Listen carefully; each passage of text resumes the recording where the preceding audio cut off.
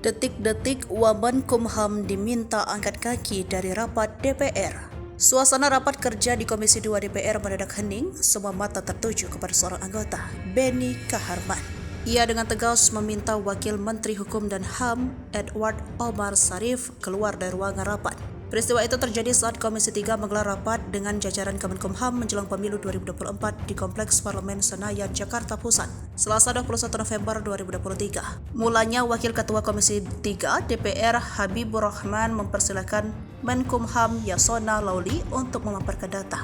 Begitu Yasona hendak berbicara, Beni pun menginterupsi. Yang saya hormati, Sebentar Pak Beni, interupsi silakan. Kepada para peserta rapat, Beni mempertegas untuk Edi sebagai tersangka. Status beliau ini yang oleh semua diketahui, status beliau ini Wamenkumham ini TSK.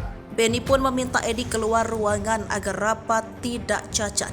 Kami usulkan supaya yang bersangkutan tidak berada di ruangan ini, kata Beni. Namun Habib Rahman memutuskan rapat dilanjutkan dengan Edi tetap berada di ruangan. Alasan status tersangka Edi dianggap tak ada hubungannya dengan rapat. Diketahui KPK menetapkan tersangka Edward Omar Sarif atau Edi Harij sebagai tersangka dugaan suap dan gratifikasi 9 November lalu.